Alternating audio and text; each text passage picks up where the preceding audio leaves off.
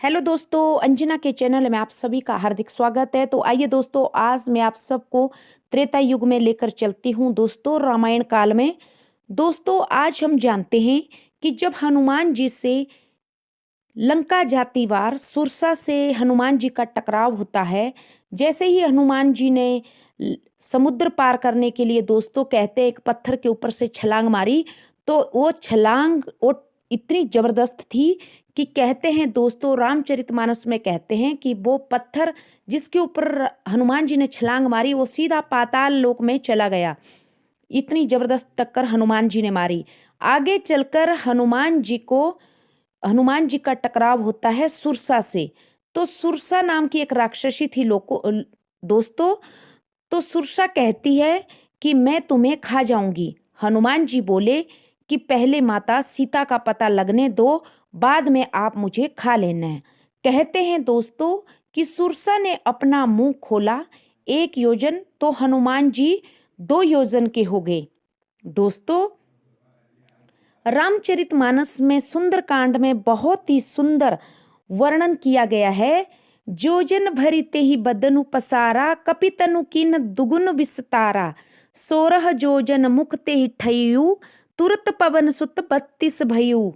जस जस सुरसा बदनु बढ़ावा, तासु दून कपि रूप दिखावा। 7 जोजन ते ही आनन कीन्हा, अति लघु रूप पवन सुत लीन्हा। बदन पैठी पुनि बाहिर आवा, मागा विदा ताही सुरनावा। मोही सुरन जेहि लागी पठावा, बुद्धि बल मरमु तोर में पावा। अर्थात दोस्तों, सुरसा ने जब 1 योजन मुंह खोला तो हनुमान जी ने 2 योजन मुंह खोला। दोस्तों, जब हनुमान जी ने 2 योजन, सुरसा ने 2 योजन का मुंह खोला तो हनुमान जी ने 4 योजन का मुंह खोला। सुरसा ने जब 4 योजन का मुंह खोला तो हनुमान जी ने 8 योजन का मुंह खोल दिया। सुरसा ने जब 8 योजन का मुंह खोला तो हनुमान जी 16 योजन के हो गए। अब सुरसा ने जब 16 योजन का मुंह खोला दोस्तों, तो हनुमान जी 32 योजन के हो गए। अब सुरसा ने 64 योजन का मुंह खोला तो हनुमान जी दोस्तों समझ गई कि ऐसे बात नहीं बनेगी, और एकदम छोटे से आकार के हो गए और मुंह में घुसे और पेट का चक्कर लगाकर सीधे बाहर आ गए। और सुरसा से बोले कि हे माँ, मैं मुंह से बाहर आ गया हूँ आपके पेट का चक्कर लगाकर। तेरी भी बात रख ली, अब हमारी भी आप रख लो बात। मुझे माता जाने दो, सीता माता का पता लगाना है। मैं रामदूत हनुमान हूँ। इस पर दोस्तों सुरसा माता खुश हो जाती है और हनुमान जी को आगे जाने के लिए रास्ता छोड़ देती है। इस कहानी से दोस्तों ये संदेश भी मिलता है कि जब ताकत दिखानी थी तो हनुमान जी बड़े हुए, और जब बुद्धि दिखानी थी तो हनुमान जी छोटे हो गए। दोस्तों, बुद्धिमान व्यक्ति हमेशा छोटा ही होता है। आगे हनुमान जी को लंकिनी मिली। लंकिनी ने हनुमान को घुंसा मारा। लंकिनी को ने हनुमान को घुंसा मारा। हनुमान जी ने लंकिनी को घुसा मारा और लंकिनी बेहोश होकर गिर गई। जब लंकिनी को होश आया, जो लंका की पहरेदारी कर रही थी, तो उसने हनुमान जी के लिए लंका का द्वार खोल दिया। लंकिनी भी एक रावण की राक्षसी थी।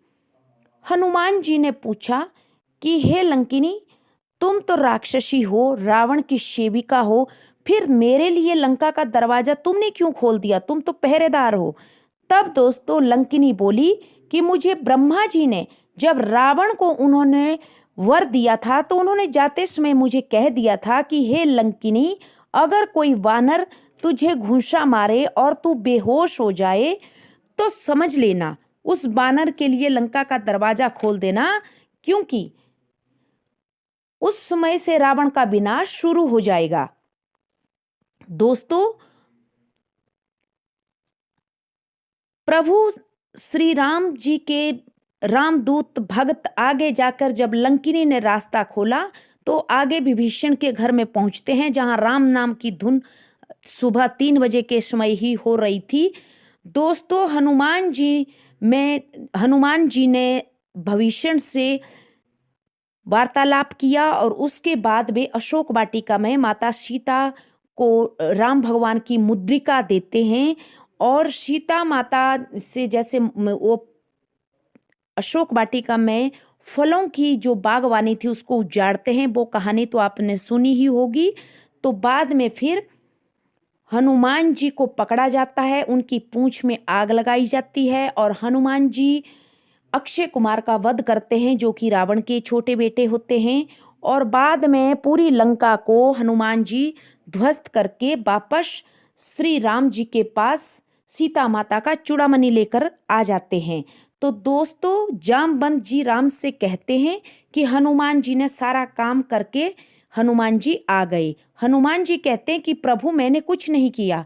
हनुमान जी ने कभी भी दोस्तों अपने काम का बखान कभी भी किसी के सामने नहीं किया, न श्री राम के सामने किया। जब भगवान श्री राम ने हनुमान को बार बार पूछा तो भगवान ने कहा कि हनुमान अगर तुमने नहीं ये कार्य किया तो फिर क्या मैंने किया। इस पर दोस्तों हनुमान हंसकर कहते हैं कि हाँ प्रभु, मैं भी तो यही कहना चाहता हूँ कि ये सारा काम आपने ही किया, मैं तो आपका भक्त मात्र हूँ। दोस्तों हनुमान जी ने कभी भी अपना बखान नहीं किया, अपनी शक्ति का बखान नहीं किया। वो तो हर समय यही कहते थे कि मम राम दूतम, कि मैं हमेशा राम दूत ही हूँ। आशा करती हूँ दोस्तों इस छोटी सी स्टोरी से आपको बहुत कुछ बातें सीखने को मिली होगी। Please subscribe me my channel. Thank you.